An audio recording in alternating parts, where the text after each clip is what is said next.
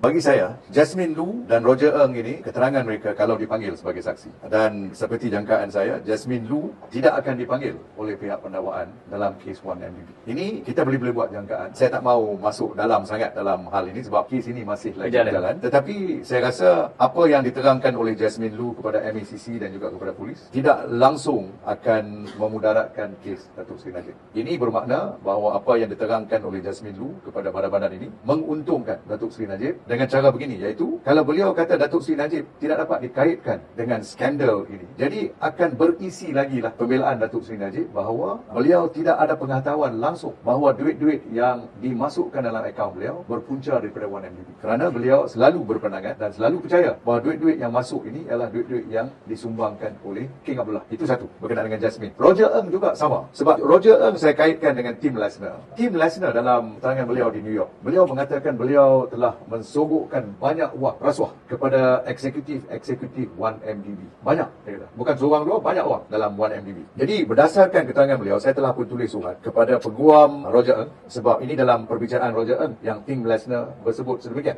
Jadi bila saya hantar surat sedemikian, peguam Roger Ng mengatakan bahawa ada larangan yang terhad yang tidak membenarkan saya mendapatkan keterangan sedemikian. Walau keterangan ini dalam mahkamah terbuka di New York. Jadi saya kadang-kadang tidak faham kenapa di Amerika Syarikat yang selalu dilaung-laungkan sebagai kebebasan yang tidak terhad, freedom, tapi dalam mahkamah perkara yang akan menguntungkan Datuk Seri Najib di sini yang sedang mengalami perbicaraan yang begitu hebat, perkara ini tidak dapat didedahkan. Jadi kalau Roger Ng masuk dalam jurisdiction dalam Malaysia ni, kalau dia dipanggil untuk menjadi saksi, saya boleh dapat segala keterangan Tim Lesnar yang Tim Lesnar dedahkan dalam mahkamah di New York menerusi beliau, dan ini akan menguntungkan Datuk Seri Najib. Perkara yang pertama saudara timbulkan tadi, iaitu sama ada kalau kita memberikan pengampunan kepada Datuk Seri Najib ataupun Yang Bertuan Agong memberikan pengampunan kepada Datuk Seri Najib, adakah ia akan menjadi satu presiden yang tidak baik? Jawapannya tidak, sebab tiap-tiap satu kes itu terpulang kepada merit kes tersebut, iaitu apa sebab-sebabnya kita membuat pengampunan dan adakah justification yang kita boleh berikan. Saya bagi satu contoh yang bukan berkenaan dengan Datuk Seri Najib. Umpamanya kes Datuk Seri Zahid sendiri. Kita tahu bahawa kes Datuk Seri Zahid sepatutnya bukan saja harus diberi DNA, tetapi beliau harus diberi DNA. Sebab ada kebocoran yang kita tahu daripada Peguam Negara sendiri, yang mana telah mengatakan bahawa Datuk Seri Zahid sendiri, kes beliau itu amatlah begitu